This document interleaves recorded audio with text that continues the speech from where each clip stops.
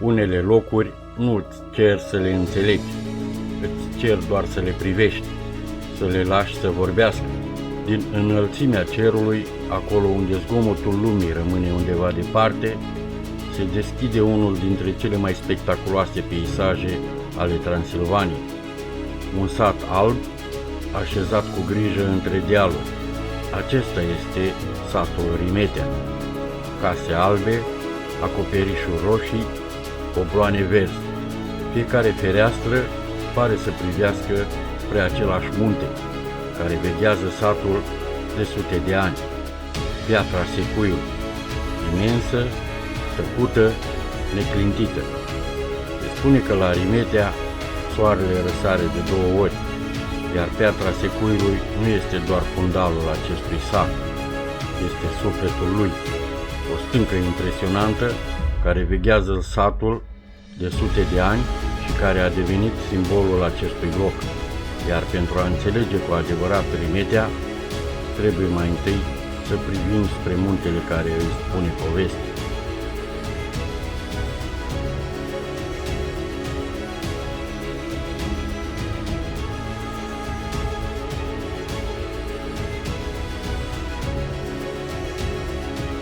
La poalele Pietrei Secuiului, ascunsă între stâncile munților Trascăului, se află Grota Studenților, unul dintre cele mai cunoscute obiective naturale din această zonă.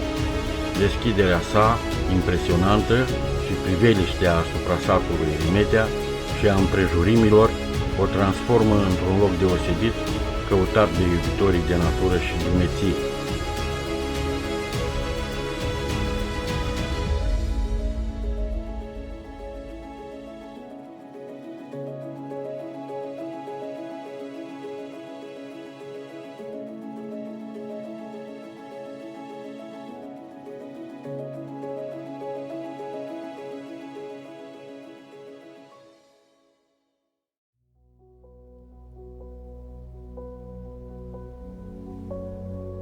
Grota Studenților pare o poartă deschisă în inima muntelui. Este un loc în care liniștea, stânca și timpul spun împreună o poveste pe care fiecare vizitator o descoperă în felul său.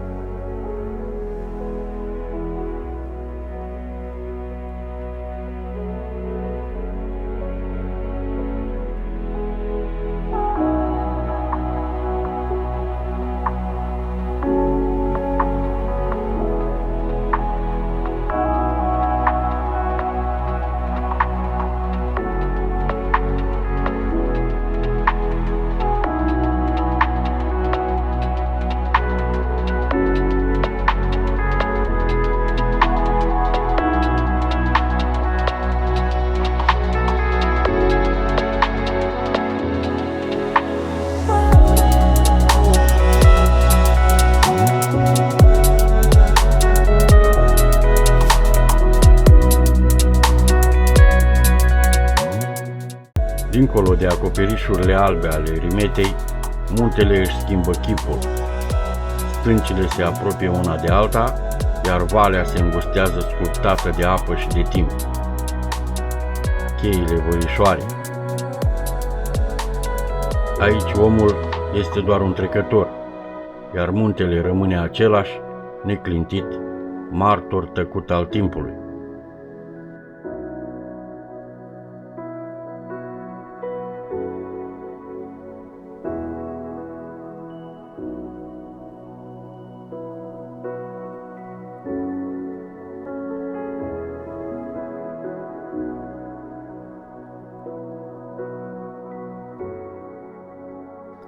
Tot aici, în cheile Vălișoarei, se află și castelul Templul Cavalerilor, un loc care atrage privirile prin poziția sa spectaculoasă și prin atmosfera aparte pe care o creează.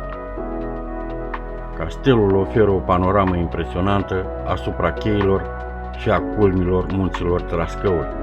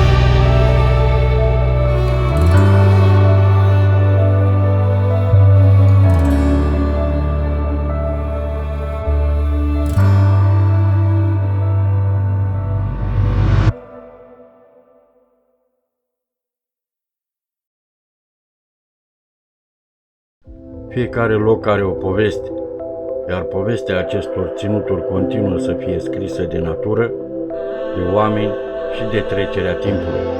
Un loc în care de fiecare dată când revii, descoperi ceva nou și pleci puțin mai bogat decât ai venit.